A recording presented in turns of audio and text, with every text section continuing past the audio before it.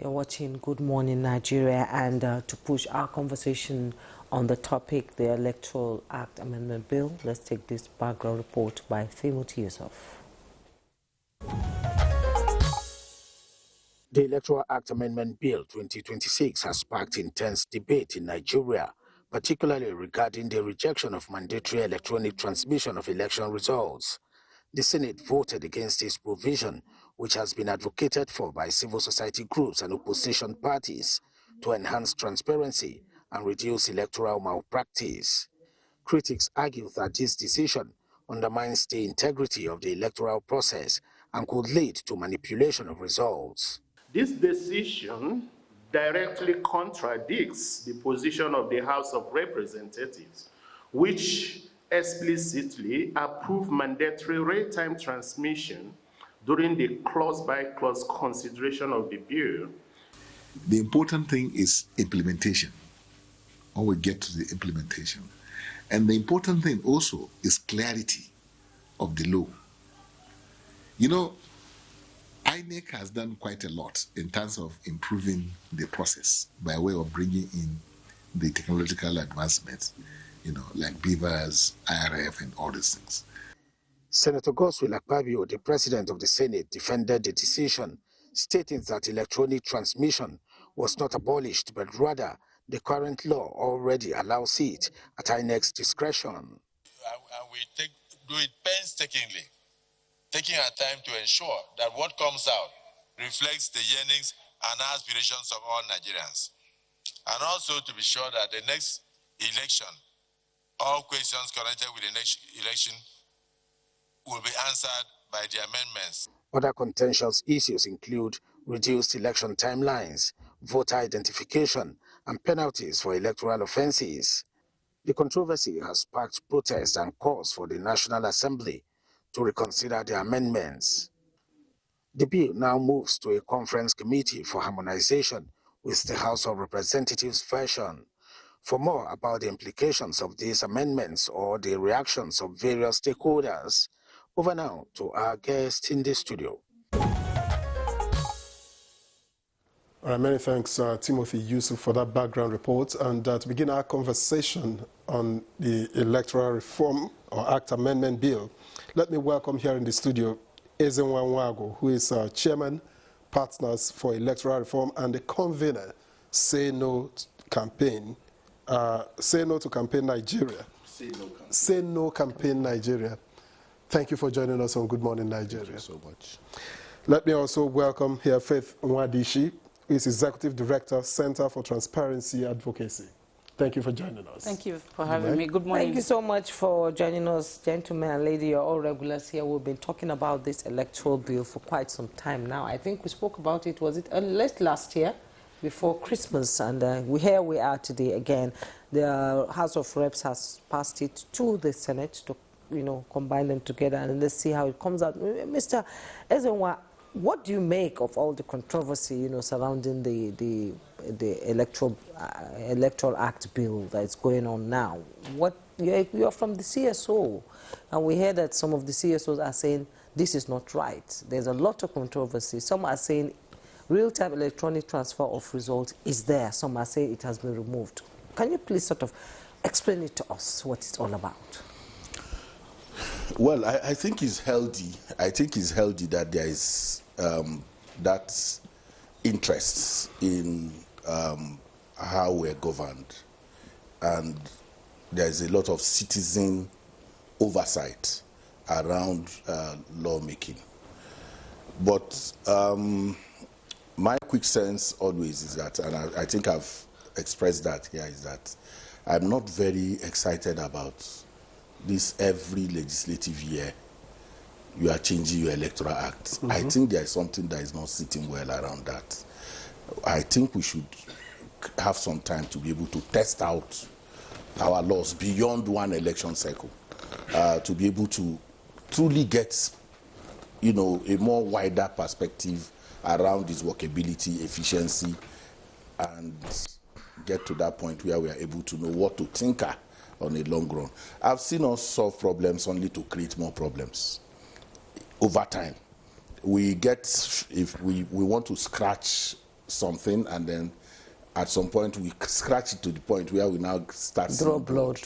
and then we are asking ourselves, why did we even start scratching in the first instance? So for the conversation that is currently on, it's helpful, it's needed, but it is not, in my view, far-reaching.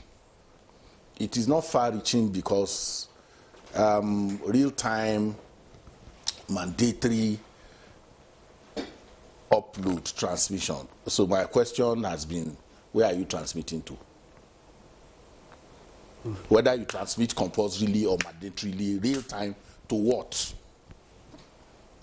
To a viewing portal. Now, I then ask, this viewing portal, does it have computational facility? If the form EC8A, which is handwritten, and my sister is an expert, she's an engineer, so she'll be able to, can you real time, you know, does the computer have capacity to analyze handwritten PDF? So my sense is that there should be a condition to it saying electronic transmission and collation. Okay. That way we situate what we are really discussing. Because if you continue to take compromised results from the polling unit and upload into a viewing portal that does not in real time compute whatever you have put on it, for me, we are reinforcing even the position of the Senate. So, but I know that there is a tinkering. A lot of people have caught into the conversation about not just staying, because it's an ask. You are pushing, you are a civil society, you are an advocacy group. You don't make law. So in your ask, you must ask in a way that shows that you truly have understanding, holistic understanding of what the crisis. Because every law, every reform must cure a malady. There is something it has to cure. If it is about integrity and transparency, then the ask is not, in my view, completely holistic. But it's a good step. And like I said in my opener, we're excited that more and more citizens are, but also my proviso is that this cannot be outsourced to civil society. I think making it a civil society conversation limits the parties, the political parties, actively, not, I'm not talking about, in quote, opposition figures.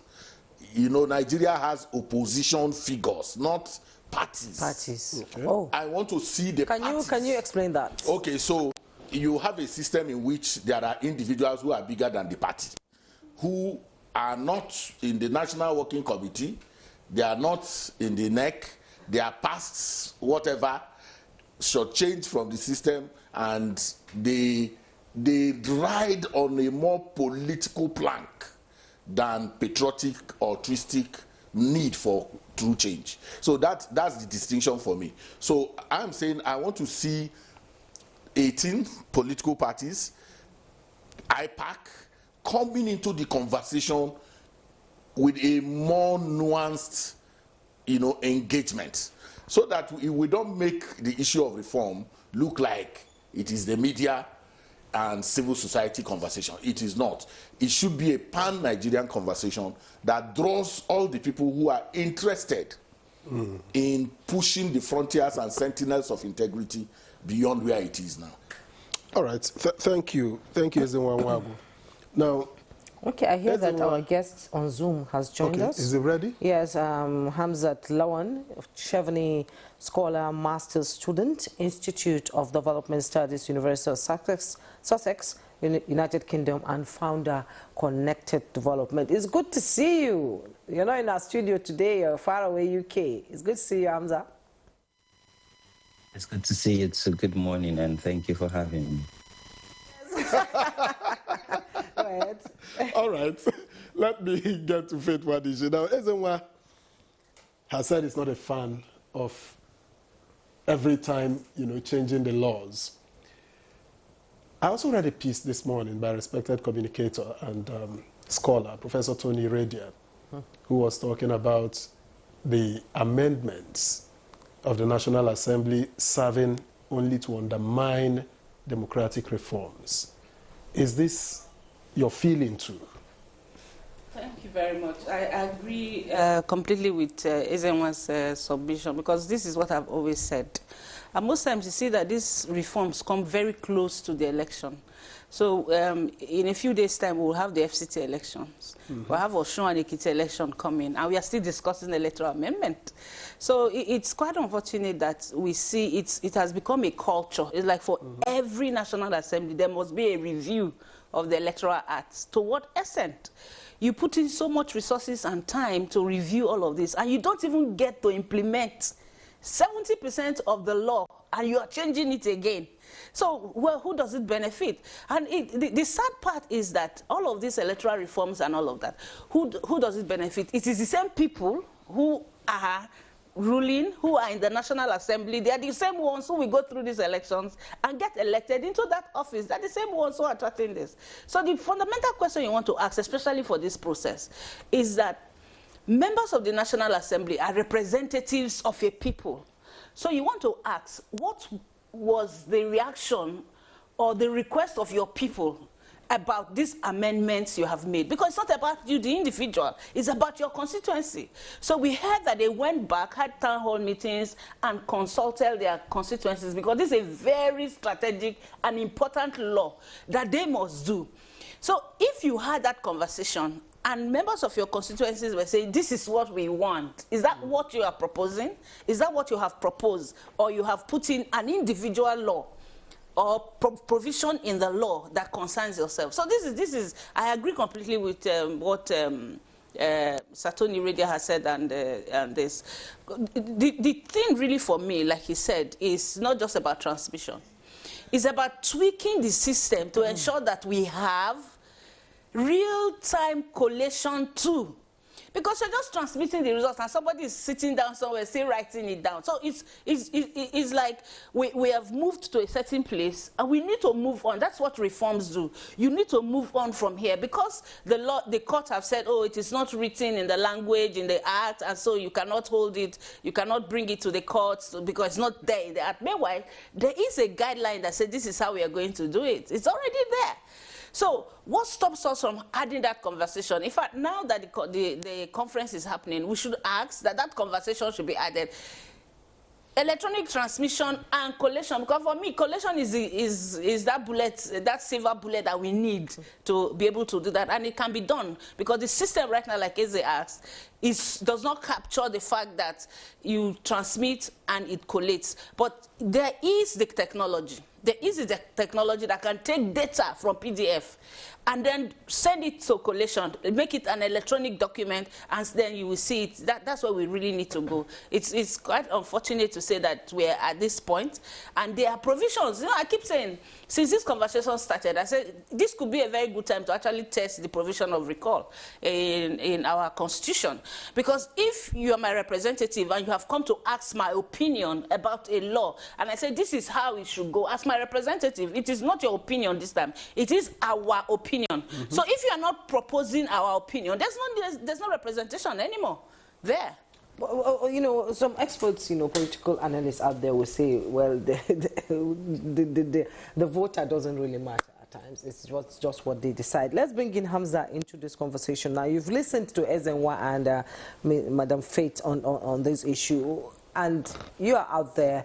And let's have your opinion on, you know, the different, you know, clauses in the amended electoral bill that is going to be passed by the Senate, and, you know, the twerking and all that is going on there. And most Nigerians are saying, why didn't we do it before getting into an electionary year where campaigns will begin? And we all know in Nigeria, when these things start, when campaign begins, everything almost stops. Let's get your opinion. Well, first, it's better late than never.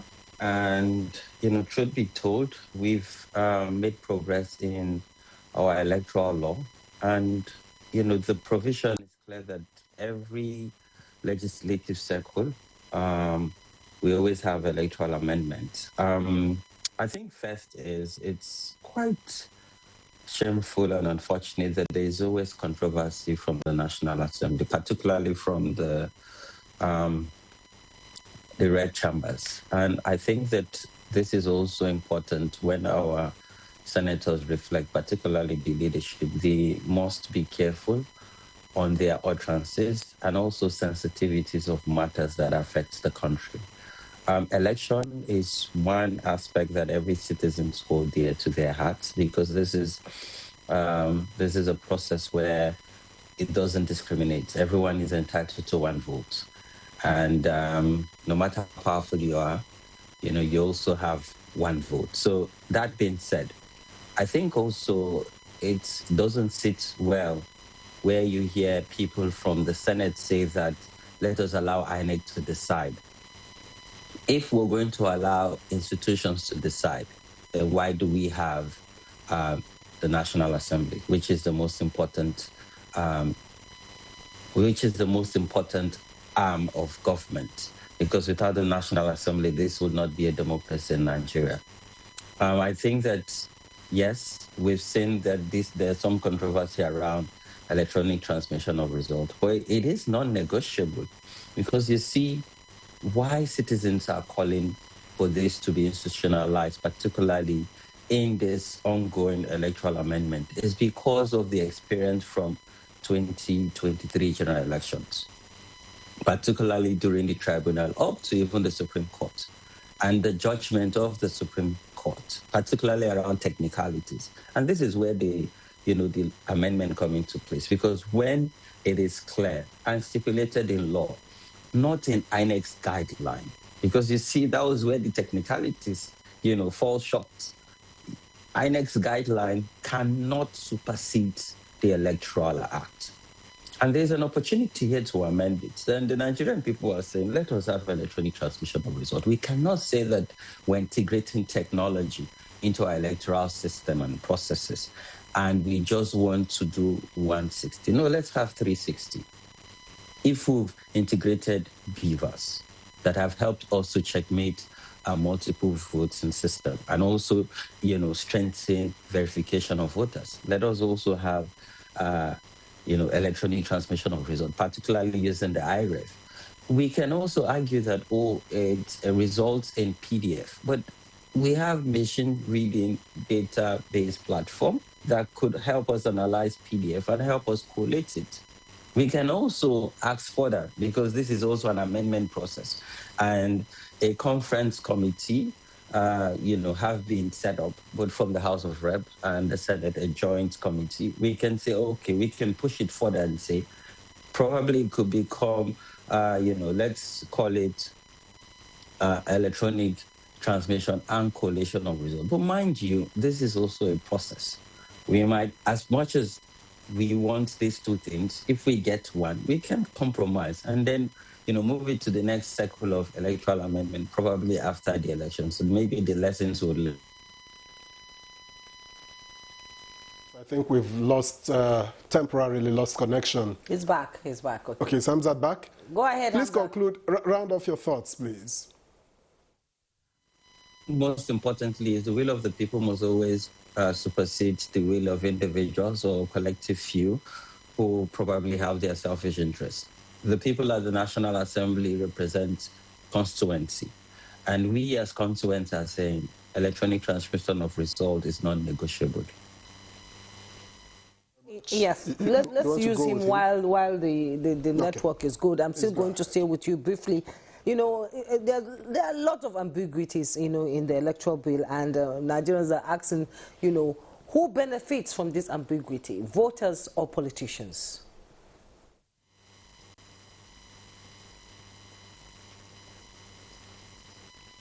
It's a question to me.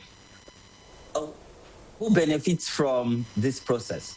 Definitely the electorate, definitely voters, because again, integrating technology and electronic transmission of results strengthen the system, ensure transparency and accountability, and take away a lot of ambiguity, in the electoral process itself.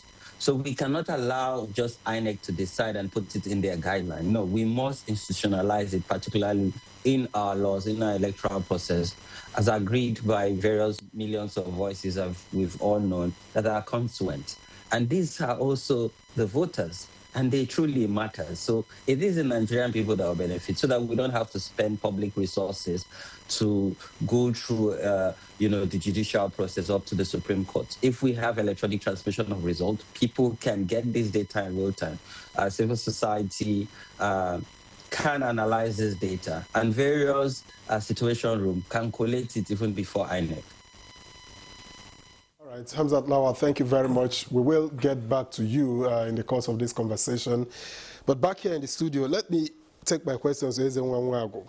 Now, is there a wider danger when lawmakers override public preference on key democratic measures?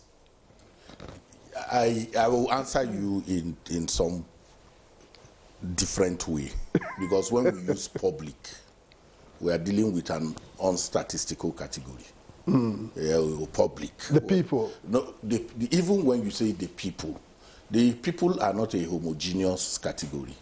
We respond to different kind of stimulus. Okay, if you have representatives, and like my sister said, Faith, that those representatives are truly representatives of the people. What they come out with, what somebody who is in Wukari is going to come out with, is not what somebody in the phasing it will come out with. The representative from Wukari comes with what his people say, which may not necessarily align with what somebody who has an office in Wuse too is saying. We must also be a bit careful and nuanced in how we also engage institutions in a way that hamstrung them from actually performing as an institution. In the Senate, the fact that you went to your constituents does not mean the position of your constituents will carry the day. And there is something called the power of the gavel. I listened to some people. This is just for public education. I will still come back to your question. Now, I heard somebody say what we agreed was in the report of the ad hoc committee. I was listening. A senator. But what you have in your ad hoc committee will not be what is passed when Senate goes through clause by clause. When they go through clause by clause, the leader, the Senate president, calls for votes on those clauses. When he says clause so, a senator proposes, and he says, is there a seconder? And somebody seconds. And when that person seconds, he now puts it to votes, the voice vote that they are doing. If you support X, Y, Z, say aye. Then you have aye, and then if you don't, say nay, and the nay. Nay. If you are my representative, and they say aye, and you don't agree, you can come by order. We didn't see that. We saw people saying it was in the ad hoc committee report. So the fact, if you are defeated by majority opposition, that major, and sometimes you can, the Senate president can even hear more nay and still go for aye. That's the power of the gavel. It's the power of the gavel. What are we practicing? Let us also be very clear that we are practicing democracy. And we are also not trying to impose what we. So having said that, that's an aside. Because in expanding the democratic mind, we must also not come to a point where we think that because we have a position, our position is the best. I cited how people come from different nuances, religious, ethnic, everything comes into lawmaking. Lawmaking is not just about, that's number one. So every time we use masses, the masses are saying, the people are saying, let us be very clear to situate what we are saying, that we are saying, and meaning that we as a category who think we understand this is what our position is. But there's a limit to advocacy. Why? Because you don't make the law. Yes. As civil society, as media, our work is to supply all the information that is necessary to give us the best. But the information you're giving will also be part of agenda setting. We are setting, if when you finish agenda, Juma, you have set your agenda. There are institutions. My friend, Lawa Hamza, looking very good and chubby, I'm sure he's been taking a lot of, was talking about it's cold there. INEC, I know. INEC, how the guideline of INEC comes from the law. It is drawn, it is not extraneous of whether the what do you call it, the Electoral Act or the Constitution. We must also be very careful in not legislating in a way that makes it difficult for institutions to have discretion. I know that discretion, where there is discretion, corruption, is rife. But I also know that if, for instance, there is a situation that is not covered by the law, it is the guideline that helps to resolve it. So it's a tricky balance in understanding the role of institutions. The Supreme Court and even the Court of Appeal can hide under technicalities. And technicalities is part of law. When you go to read law, read technicalities as well. So don't just say that it is that they've used technicality. Technicalities is ingrained in what you should study. So, but the point is that they can use technicalities and all of that. But the reality is that these guidelines help in the administration of elections. And it is also a power donated to INEC by the Constitution. So what does it mean when legislators override what is perceived to be the public interest, public preference? Do legislators even consult their constituents? There is no, that's where I have a problem. We don't have public hearings in the true sense. Insecurity had killed the idea of public hearing. Access to National Assembly is restricted. Is terribly restricted. And then they were home this holiday. Most of them were sharing rice and such other things. There were no meetings anywhere where citizens were asked. And then their constituency offices are not functional. And then most of them, their websites are permanently under construction. So you see that the ability to harness citizen views are restricted. And even when they do it in a way that those who can bring alternative voice are either sidelined from those meetings or not invited at all. So the missing link really is the mechanism for harvesting constituents' voices into lawmaking, which is, and then the treadmill of lawmaking itself is stunted by, like I said, insecurity, restrictions, and non-functional, even their own technology to be able to access them. And even the whole voice votes thing. I think we have shouted faith, our voice was about letting us know voted. I think National Assembly has that, what's that thing called? That they installed at the point that we were very excited about, where we can say, Juma voted this way, and then, but when it is a nay and yay, you can run, you can hide. Even when you said yay, when you said you can claim the other. You can come out to television and be claiming that you said nay. You didn't say so, because it's tricky. It's a very tricky situation. It's a tricky situation, Madam Faith. How does this strengthen or weaken public trust in governance? in the legislatures themselves? It has a lot to do because it actually weakens and doesn't strengthen public trust.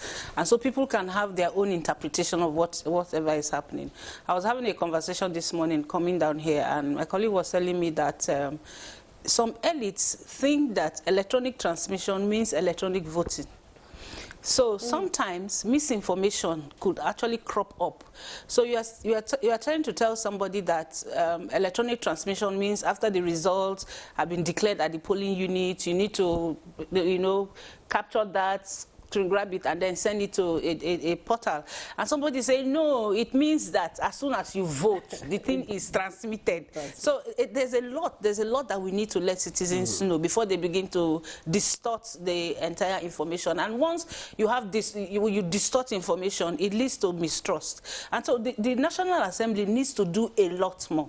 Now, if you ask about this 10th Assembly, a lot of people tend to have more trust with the House of Representatives than the Senate itself. There was one time the House of Representatives did a town hall meeting, and this question that Eze raised now was something that I asked. I asked how many, if you want to take the statistics of members of the House of Representatives or the Senate that have constituency offices, can we have that data?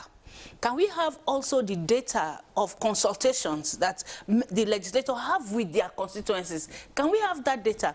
Now, a lot of legislators are hiding under insecurity. They don't even have a constituency, but they win elections.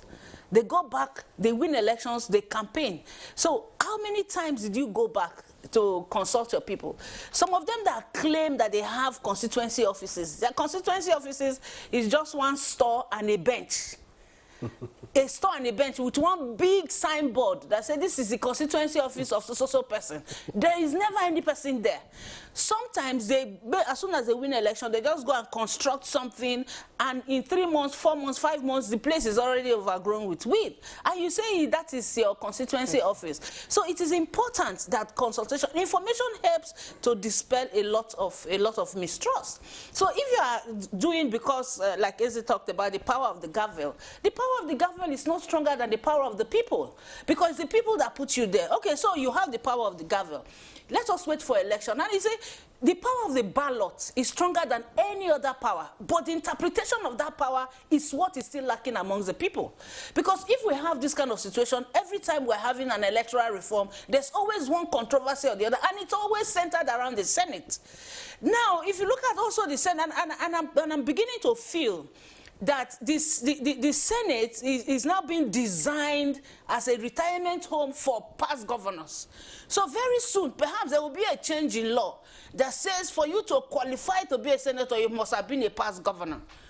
So when we come back, we continue with that sense of having been governor for 4 years, for 8 years. We feel that same constituency is a constituency. It's a different ball game. Legislature and executive are different things. The legislature should not take a decision without consulting its constituency, except in cases of emergency. Or even in cases of emergency, your aides at your constituency office should feed you back. There was a time in Delta State, a member of the House of Assembly was suspended because he took the budget to his constituency to discuss. And they suspended him for doing that. They have no executive decisions by the people. So a budget, just like this electoral law, is the people. It is the people that should be at the center of it. It is what the people want that you should do. You don't always think about who is in the office and that. If you look at the processes of lawmaking in Nigeria, it's always about who is at the center. So 8 years maximum, the person leaves office, and we are now seeing that, there's a gap, we need to do this, we need to do that. But however, of all of this conversation, my fear really is this. 2 things. Election, by now we should have had a timetable for election. We don't have. So people are not preparing yet. Number 2, what is the guarantee that after all of these delays, we will get the assent that will make the electoral bill a law? These are my 2 fears. So what is the guarantee? Now we are having this delay. By now, at least the Electoral Act should have been amended like 2 years ago, so that we have, we experience it, we practice it, we look at the loopholes, the gaps, and help INEC to prepare for the general election. We have had opportunity of by-elections. The by-election is going to happen, and the FCC election next Saturday. The other elections are coming.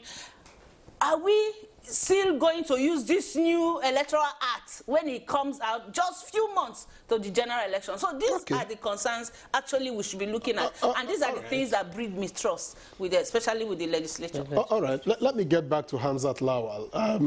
I'm sure you're listening to Fetwa Dishi and taking her fears into cognizance. I hope you are going to allay her fears. But I'd like to ask, there are many countries that now require, you know, that automatic, real-time electronic transmission of results. Why exactly does it matter? Let's get back to the basics. I think first it matters because it helps strengthen the electoral processes and ensure transparency and accountability, and takes away that whole notion or perception of rigging. And you see, this whole thing is about also, so when you look at it, it's about ensuring that whoever the people have given their mandate, no one can question it. So we've observed election in Kenya. I'm using Kenya as a case study because, you know, their process is similar to ours, where they also use beavers, but they have a name they call their own machine. And they're also now transmitting their result electronically. Also, the last election in the US, because you would see the red and the blue pop-up that represent the two major political parties, and these are results trickling down in real time. This breeds confidence, and you see, Nigeria is a country that sadly there's mistrust, and in a society, the most important ingredient, even in a democracy, is trust. And if citizens do not trust institution and the process that this institution are chunking out, so the barest minimum we should advocate for is to ensure that you know, we rebuild back that trust. And you see, the electoral amendment process can help the Nigerian people, can even help government at every quarter to help rebuilding back this trust. And this is why this process is very, very important. Again, it talks about the issue of legitimacy, because you see, if you have an electoral process that is flawless, nobody would question the legitimacy of the elected official, or even the process itself. And we, you know, I hope and I pray that we get to a point where we don't have to seek judicial redress after an election. Because you see, when you have an election that is flawless, that is transparent, that is accountable, you know, people who lose would naturally just accept defeat and not go and seek redress. And this is where we want to go to. And the only way we can get there is through our electoral amendment process. And like I said before, we're not there yet, but we're not where we used to be. We've seen over the years that we've continued to strengthen this process, and we're taking lessons from election circle through the you know, the judicial process and some of the outcome to then approach the National Assembly and make demands, you know, taking these lessons and experiences. And hopefully, you know, we're now aware that there will be an emergency sitting on Tuesday, and hopefully, you know, these issues will be addressed. And I think before I yield the mic is, we already have an electronic voting system in the National Assembly. My worry is, why are we not using it? Why do we have to always set aside, you know, processes that does not conform with our biases? Because you see, today now, we really cannot tell who voted yea or nay on this very critical amendment. And I think this is where constituents can hold their legislators accountable, because people there are representing various constituents. And if their constituents are saying, we want electronic transmission of results, and you vote against it, there is no way for us to checkmate it, because again, the principles of democracy is checks and balance. And, you know, as legislators, the people who are representing various constituents on their behalf should be able to hold you to account. I'm still going to stay with you. You know, it's all about the people, actually. And some of them have already sent us questions. We also expect more questions from our viewers. I'm going to take some of them so that you can respond before we come back to the studio here.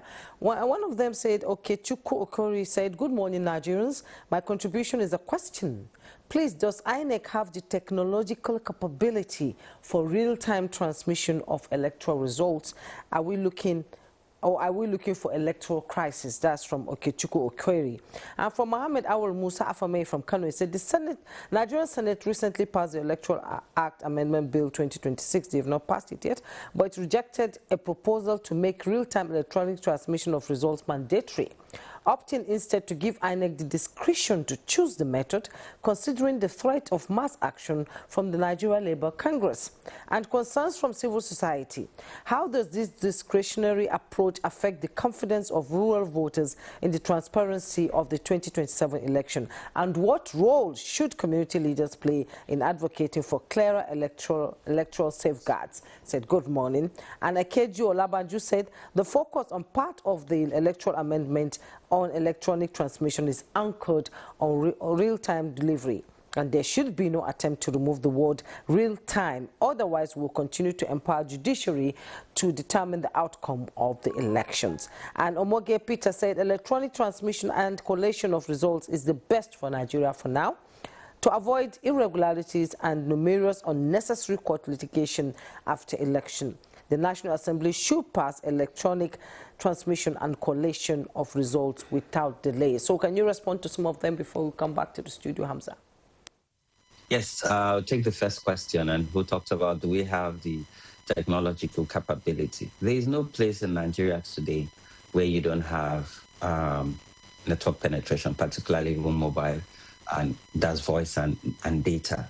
And this is also an opportunity for NCC to work with our service providers to also expand, far-reaching network infrastructure, which would create jobs and create more opportunity. And mind you, this is also about integration and ensuring that we're leaving no one behind. So yes, Nigeria has, the network reach to deploy electronic transmission of results, and technology means that is needed in our electoral process. Again, it's an opportunity for more investment. It's an opportunity to continue to integrate and ensuring that we leave no one behind. And I agree with other viewers that have also put in their submission that it's non-negotiable. Electronic transmission of results is here to stay, and this would help to continue to build up on our various advocacy from years of experience in electoral management processes. Right, Hamzat Lawa, thank you very much. I don't know if anyone would like to take a shot at one of the contributions. Well, I think there is some consensus around the fact that we do need electronic transmission and collation. That's where I. Okay. That's where I. And collation.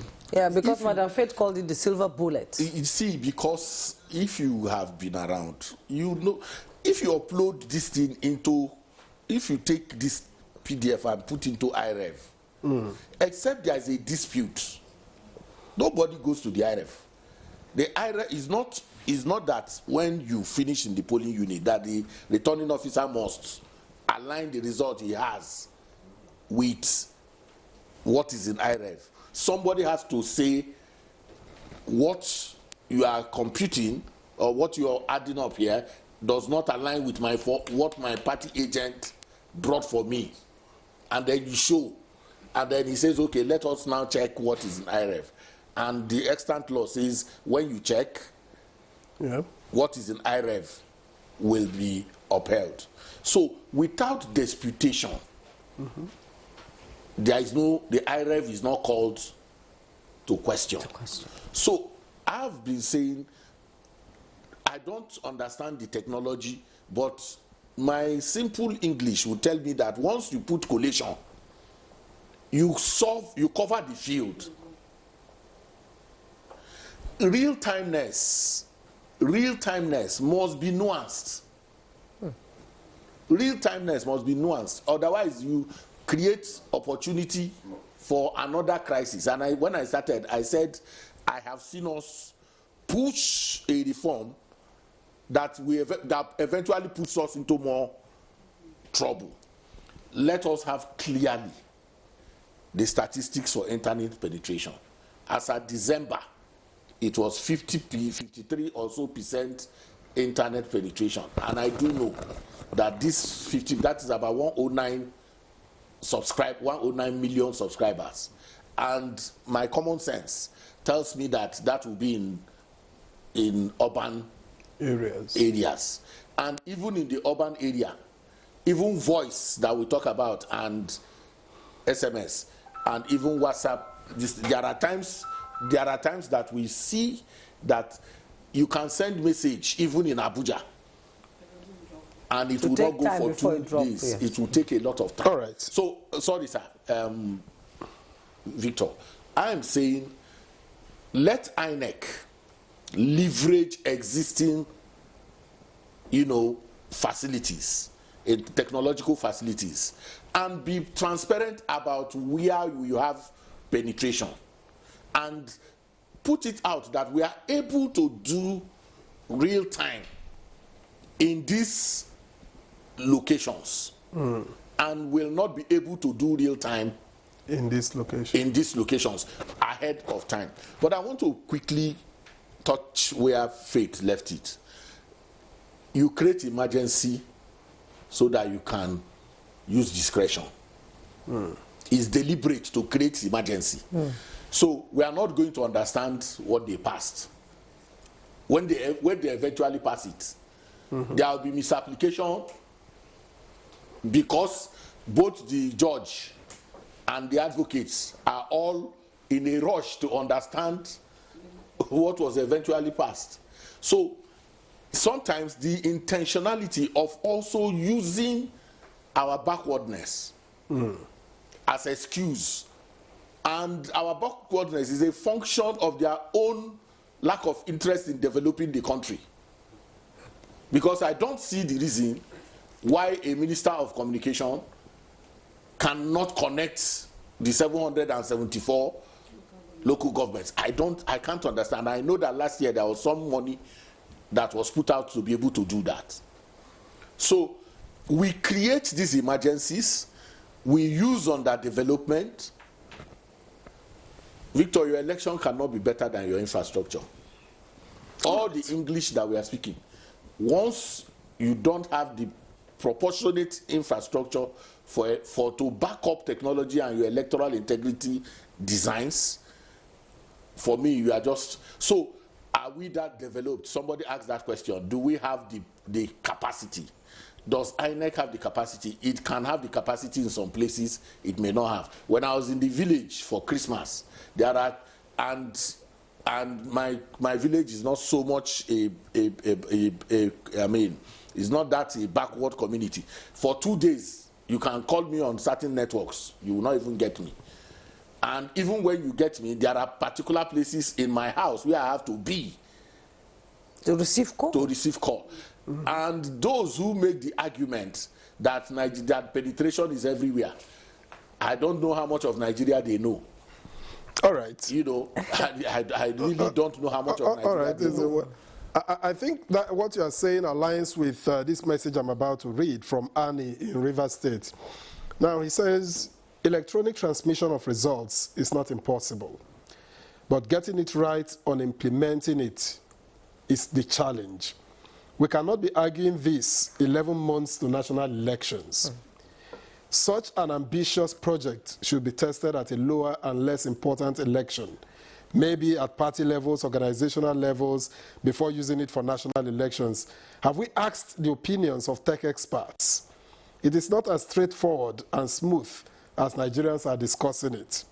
Note, if the National Assembly confirms electronic transmission as mandatory, with the level of telecoms development in Nigeria, there will be so much invalidated votes at the end of the day, resulting in a lot of confusion. Or do Nigerians feel real transmission is immune to manipulation? Securing the data is another big project within the project. That's from Annie in Rivers State.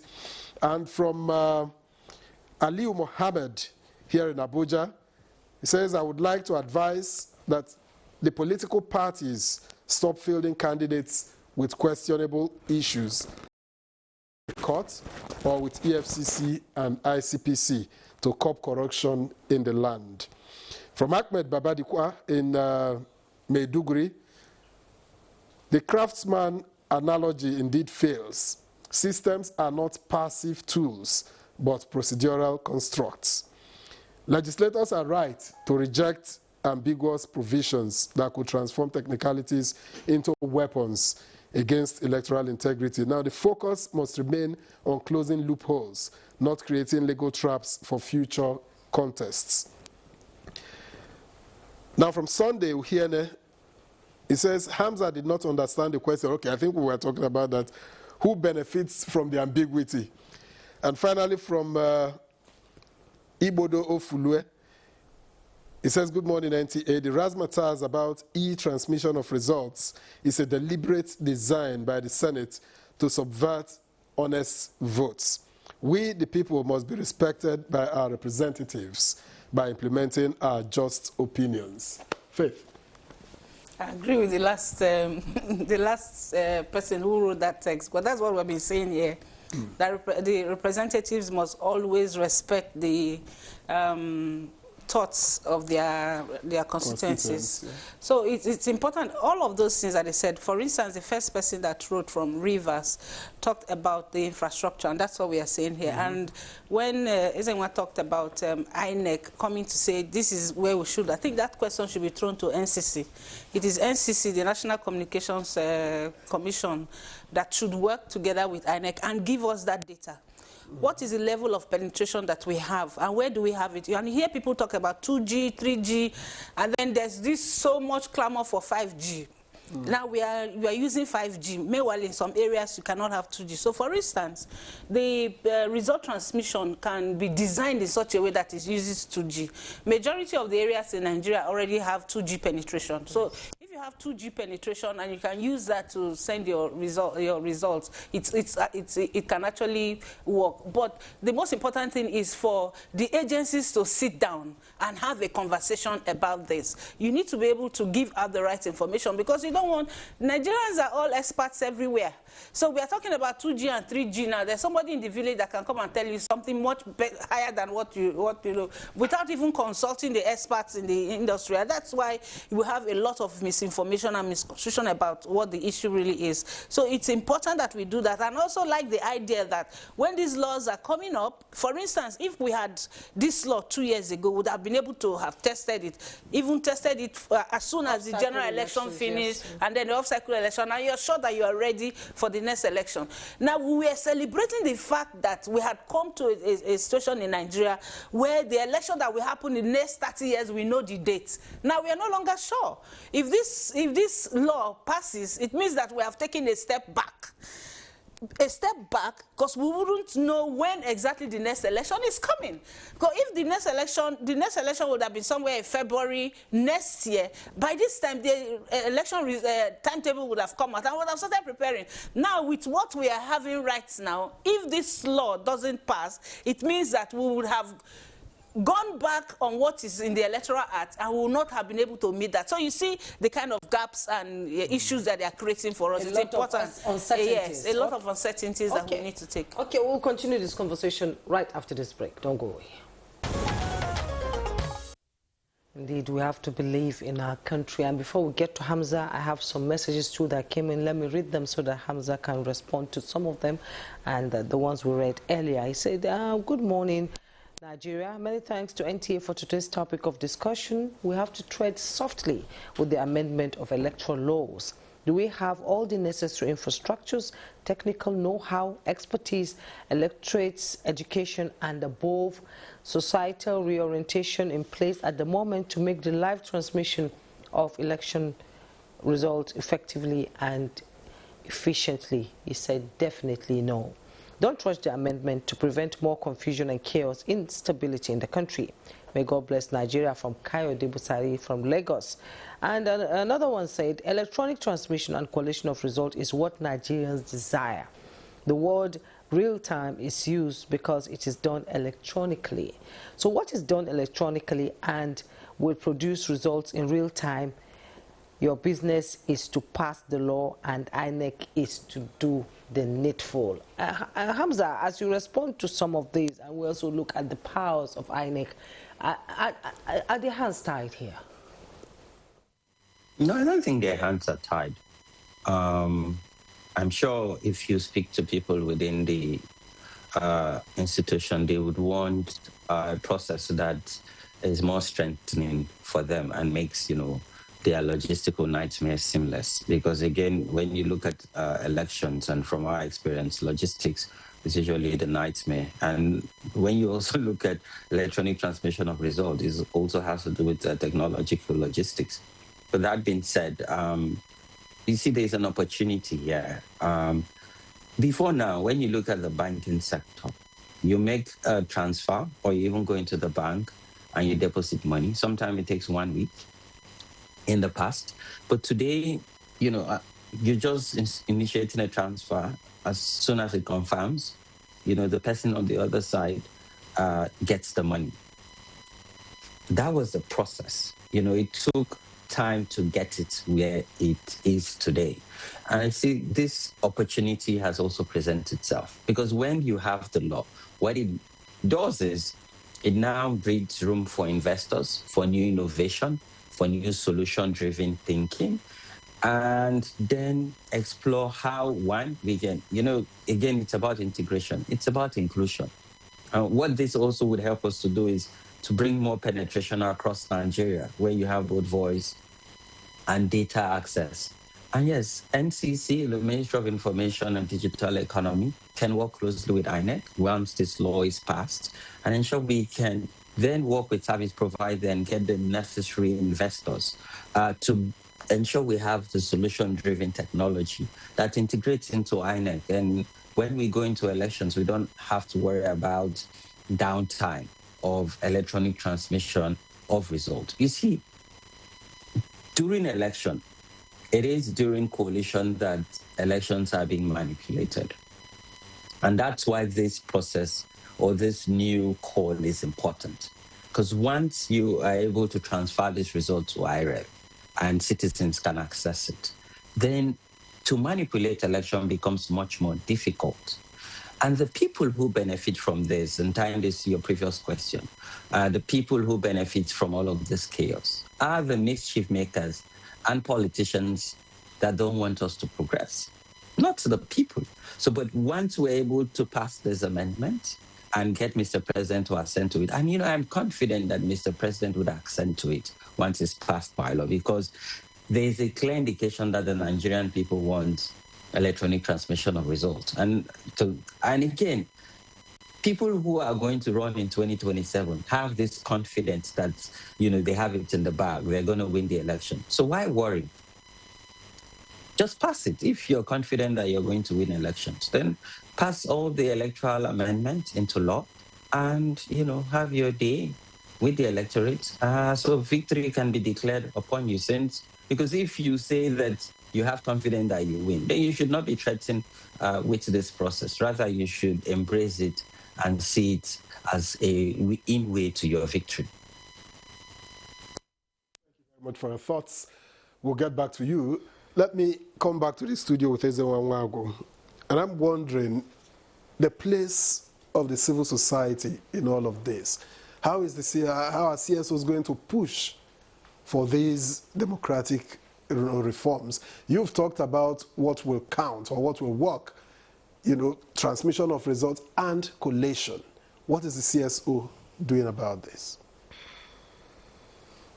Victor, in this studio, I've always told you that the civil society has become the head with which coconut is broken. For people to... as far as we create these cults, we take away the conversation from being a people's conversation. The arrogance that civil society is omniscient, knows everything. And you know that civil society is not... There are people who are working on health, working on aviation. You belong to the Partners for Electoral Reform. No, what I'm saying is in your court. I hope you know that we submitted memorandum to the National Assembly.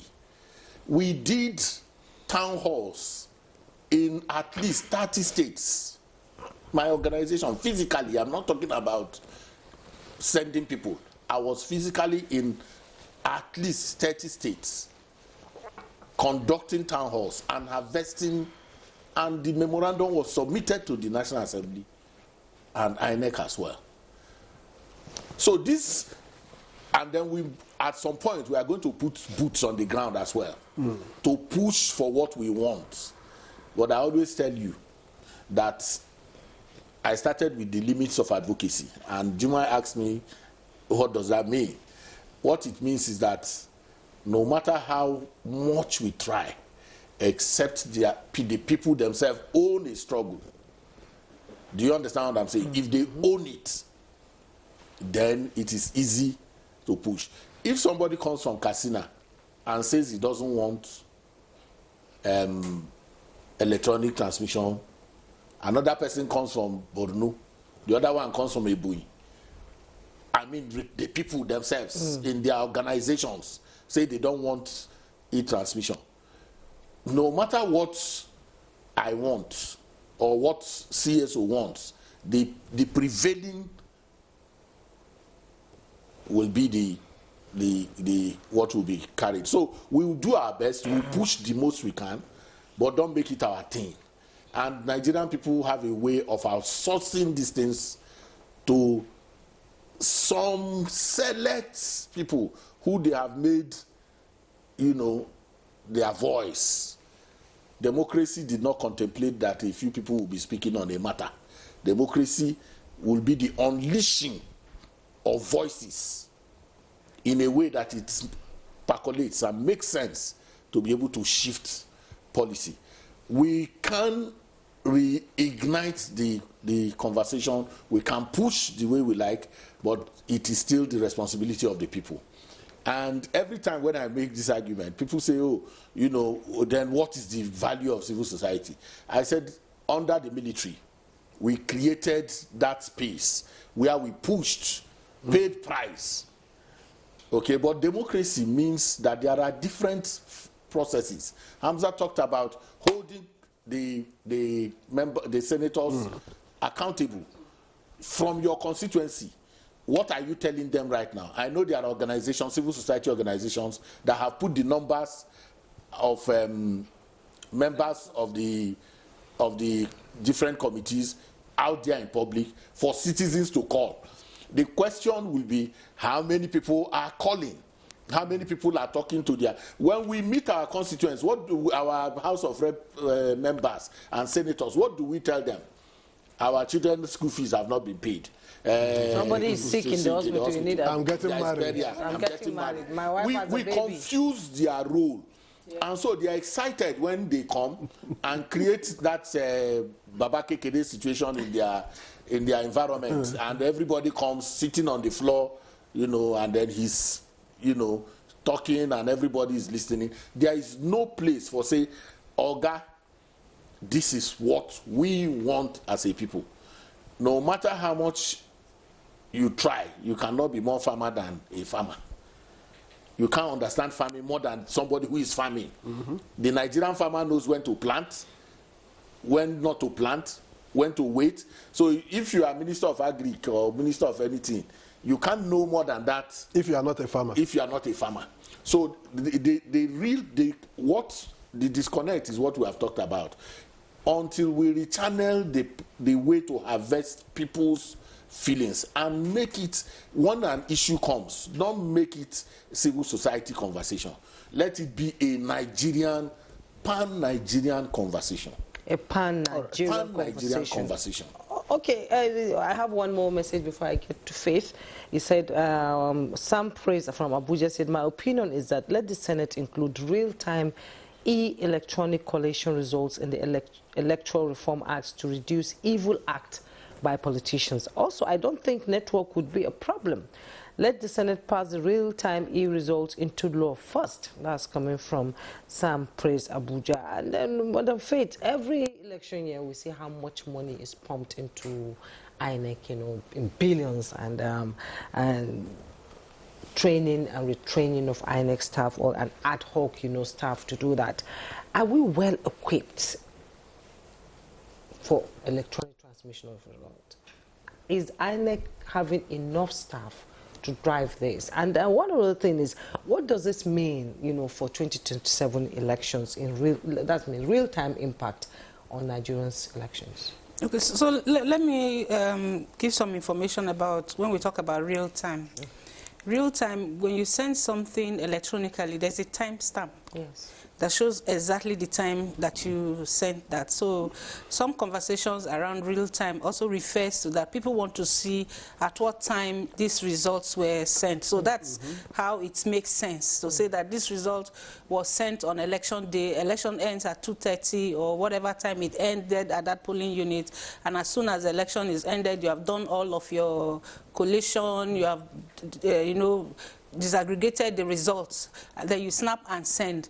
At the time you send, there's always a timestamp and date exactly on that information that you send. So people can also use that for... So there's no fear of rigging after? So you are able to say this result was sent after, maybe you can give a space of 30 minutes, because you have to count. You have to count. You now have to disaggregate the results. You need to put the results according to the political parties that people voted and all of that. The party agents, security, you sort them out. Then after sorting, you begin to count. After counting, you assign the vote. So it takes some period. It's not like you just finish voting and the result is sent. It's not a text message. It's not. Yes, it's not a text message. So it's a process. So from the time of voting until the time it ends, because the law says once you have the person, the last person by 2:30 at the back, the person must vote. So even if you have 5,000 persons on the line, an election is closing at 2:30, you don't say people go home. People who are already on the line will continue to vote until the last person votes, and then collation is done, sorting is done, and results are signed. The results sheet is signed, party agents, the presiding officer. That's when the election actually ends. Then you take that paper that has been signed by everybody, you snap it and send. So we have to be careful about what we are saying. It's not like, you are voted, and then you say election has ended, then you begin to look for result by 2:30. No, results cannot come by 2:30 because they have to finish. So the other thing is INEC's capacity staff. The whole reason why INEC contract ad hoc staff is because they don't have enough staff. They don't have all of the infrastructure that they need to do that. And I keep saying, once an election is around the corner, INEC becomes everything. INEC becomes a generator of energy, because the centers that they send their people to, they have to put generators there to bring electricity. They need to go to secondary schools where the people will be camped. They take mattresses there. They become waterboard. They put tanks there and ensure that they give. And these things are things that the state governors or the state government should ordinarily have prepared before the election. But you now have an INEC that has to do all of that. Imagine going with mats, with buckets, with mattresses for people, including the security agents that come to those places to stay. So the last Ondo election, we went to one of the RAC centers. It was an old town hall, There are no windows, nothing. And then you have people there, children, couples who should sleep there. So you're looking at all of that money that is given to INEC. This is some of the things that they have to do with it. Imagine if that local government had provided a conducive place. For instance, a school. A public school with boarding house facilities, and you have everything in place. They don't need to go to buy all of that. But you go to that public school that is supposed to be a boarding house, there are no mattresses. There's nothing, there's no electricity there. So INEC has to provide all of that. So those are some of the challenges that you look at. And when you talk about the funding and the budget for INEC, some of those also go into that. And is the budget enough with all these things you've said? Is the budget enough for them, for INEC? So sometimes you find that there is a gap, because now we are going to look at a new electoral law that will come in. If they have trained people, they will have to go back and retrain people, so that they will understand the Electoral Act. They will have to also train the security agents. You know, you go to the field, you have different players on the field. They train security agents. Civil society train the people that they are deploying to the field to observe election. So training and retraining, and I'm sure also they also do some training for media people on the law. So you find out that looking at the population that we have, and you want to do an analysis, what you need to do is divide the population of voters and all of that they have to do with the amount of money and find out how much they are spending per voter. That's what will help to determine if the money is enough or not. Thank you, Faith Wadishi. I have two messages that have come in before I get back to Hamzat. Now, good morning, discussants. Yes, electronic transmission may be good in practice. With the present rate of cyber crimes, would human corruption strategy not affect electronic transmission? This is from Obi Charles Abiagom in Aniocha, north of Delta State. Now, the other one is from Benjamin Egu in Ebonyi. I think it will be a good thing to take things slowly. Nigeria is a complex country. There are places with no network access, so there is no way we can have trustworthy results if the infrastructure problems remain. And to get back to Hamzat Lawal. Can I read this before we go to Hamzat? Yes, because of time. Okay. And Samuel Adamu Joshua is sending in from Lagos. He said, good morning, Nigeria, NTA, and good morning, Nigerians. Today's discussion is very important, and I appreciate NTA for consistently creating a platform that keeps citizens informed and engaged. May your efforts to promote national dialogue continue to grow stronger. Amen. One of the major challenges we face as a country is the lack of firm political will. We often know the right steps to take, especially regarding our electoral laws. Yet, we continue to hear excuses that do not reflect the realities on ground. For example, some communities are said to have poor network coverage, yet people in these same areas are able to make calls and carry out financial transactions using POS services. This raises a simple question: how many communities truly lack any form of connectivity? With the level of technology available today, government can deploy reliable systems that allow election results to be transmitted in real time. When there is genuine commitment to protecting our democracy, practical solutions can also be implemented. If we truly want credible elections and stronger democratic institutions, then we must be ready to do what is right and necessary. God bless NTA, God bless Nigeria. All right, let me get back to Hamzat Lawal. Does Nigeria risk falling behind global electoral best practices if we fail to take these steps? Yes, and the reality is Nigeria always plays catch up, which is really sad. We seem to continue and consistently play catch up. And, this is not different with even our electoral process or system itself. So this would help us not only play catch-up, but also put us ahead of, other society and other country, where people can come and learn from us if we're able to pass the Electoral Act Amendment, particularly around our real-time results transmission. So, and I think that it's also a moment of reflection as a country. How do we, and I agree, there's this thought, I think it was Ezenwa that said it, we cannot have a system that is better than our infrastructure. Just come to think of it. And when you talk about even infrastructure, we're not just talking about, what you see on the ground, but it also talks about our capacity, our systems, our process, holistically. And, Faith even alluded to something also very important. Some of this service delivery, because it's tied to service delivery, why don't we have them at local level? What is so grand about them that we don't even have the barest minimum? Primary school, access to potable drinking water. And then you leave INEC. And you see, and from all of this conversation, you just even have to pity INEC as an institution. Because during election, they are literally providing every single thing that different arms of government are supposed to provide. So again, yes, we always play catch up. I hope that we're able to get it right. Hopefully the electoral amendment process would help us to rethink and reflect and take the needed action. And this does not only have to do with leadership. This has to also do with followership. So you and I, must make those difficult decisions that helps our society becomes better. Do you mind?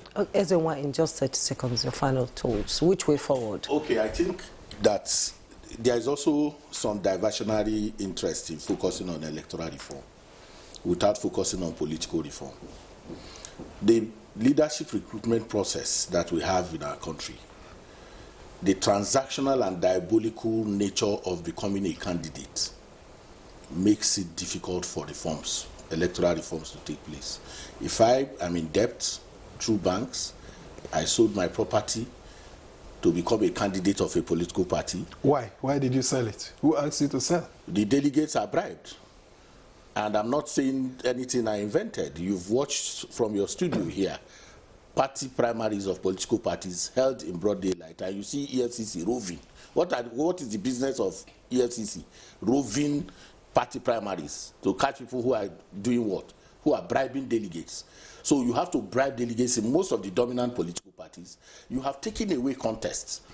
When people can't contest for positions, they have to bribe their way to it. They become desperate to study how to subvert your innovations. All right. And I think we have to pay attention to that in our further conversations. Madam Faith, 30 seconds. So I just want to say that there is power in the ballots, and the people must realize that the power lies with them. So it has to be the people's conversation without really misinforming, but focusing on what the issue is and putting pressure on our representatives. Indeed, I believe there will be more conversations on this electoral before it is passed and, assented by Mr. President. I will be here to break it down for our viewers to understand it all. So let me thank you first, Faith Nwadishi. She's Director, Center for Transparency Advocacy. Thank you so much, as always. Thank you for having me. We love you. I hope you'll soon be back so that we can break down some of the things. Ezenwa Wago, Chairman, Partners for Electoral Reform and Convener, Say No to Campaign Nigeria. Thank you for coming, as always. Varying, opinions there, but I tend to understand that you people are understanding each other today. There's no varying. And okay, Hamzat Lawal, Chevenix scholar, Master student, Institute of Development Studies, University of Sussex, United Kingdom, and founder, Connected Development. Has always been a pleasure having you on the program. We hope to have more of you as we continue this conversation. Hamza. Thank you for having me. And that's Good Morning Nigeria for today. Thank you for your time. I am Jumoy Yesuf. Right, and I'm Victor Azu. Of course, we'll be paying close attention to tomorrow's plenary of the Senate and the joint committee engagements. We'll be right back. I'm Victor Azu again. Bye for now.